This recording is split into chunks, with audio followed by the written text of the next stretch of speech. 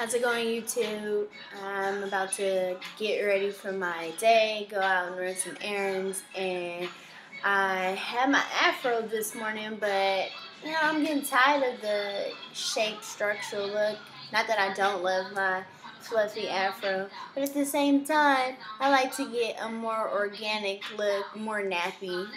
Naturally, my hair doesn't nap up. It'll shrink and still be, it'll look like a real tight cotton ball before it ever gets, kinky looking like this. It just does not naturally do that at all. I don't know.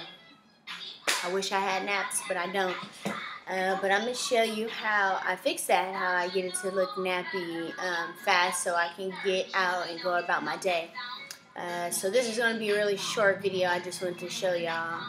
Probably, most naturals probably know this technique already. It's just something that I just, hey, let's do this real fast and go. But anyway, the only thing you need for this video is some water. Typically, I'll be standing right in front of my bathroom sink. My vent fan is really loud in there, so I couldn't shoot it in there. But anyway, just some water, warm, cold, it doesn't matter. Anyway, so for this video, I will just be grabbing smaller portions than I did in my last video, the one I did about a year ago. It was the chunky twist out for a nappy look, but this one is just, I'm going to give curls to my ends like you see on this side. But anyway, watch. I'm not going to talk. Well, maybe I will. You just dip your hands in the water, or if you're under the sink, get your hands wet. And then you want to just grab a little small section of hair. Try to get it separate so you don't get any caught in there, because you don't want to lose volume when you're doing this. You just want your ends to get, curly. So it just makes the afro look nappier. The great thing about doing this on an already shaped afro is you already have your maximum volume.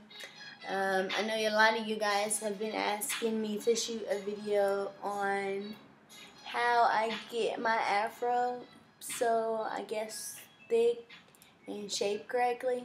I cheat. I take a blow dryer to the roots and I pick to add more volume, but I don't pick out the ends. Never pick out the ends, because you want the ends to kind of be stuck together in a sense. So when you pick it, it gives its shape. If you pick it all the way out, you have all these loose straight ends, and it doesn't give you a nicely shaped afro. But you blow out the roots so you can have maximum value. I know a lot of people struggle with shrinkage. I know the struggle, so I cheat, and I don't care if anyone feels negative about me cheating. Yes, I apply heat to my fro, and it's still healthy. Some of you don't understand that there's certain limits to things that makes it unhealthy, but a little heat here and there, it doesn't hurt anybody. I don't recommend it flat iron though. It's been a year and a half since I last flat ironed my hair, and I'm fine with that. There's no reason. Unless there's a distinctive look that I'm looking for with an outfit that requires straight hair, but I haven't ran into that yet.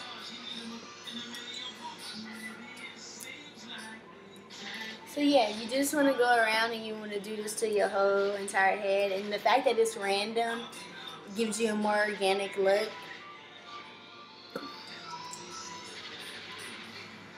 You don't want to grab big pieces, because then you don't want to get a big chunk stuck together, and then you have to separate that small piece. The look that I'm looking for is for it to look straight. So I want it to look like stray hairs coming out of my afro, just so it can look a little bit more messy. I like mess.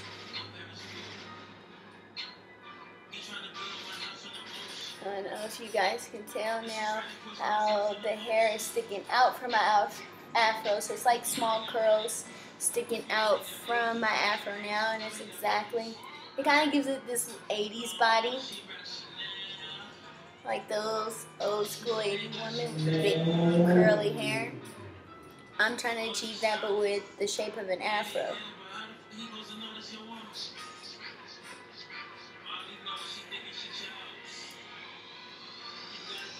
And especially if you wear makeup, big body hair usually complements it. And if you're a beginner when it comes to makeup like myself, sometimes you want to hide it to where it's more focused on the inside, so your makeup looks pretty cool, even if you didn't do the best job. Cheap. The difference between me and other YouTube bloggers, I'm gonna keep it 100. I'm gonna give you the cheat codes to doing stuff like these other people do, but the easiest way possible. Because sometimes if you change a lot, it's not necessary for you to do it down to the T. So what? But as you can see, it's not as fluffy as it just was. Of course, I'm not going to sit here and do my whole hands. It might take 5-10 minutes, and I don't want this video to be this long, but pretty much, as you can see, I'm getting this real nappy look. I still got the volume from my afro.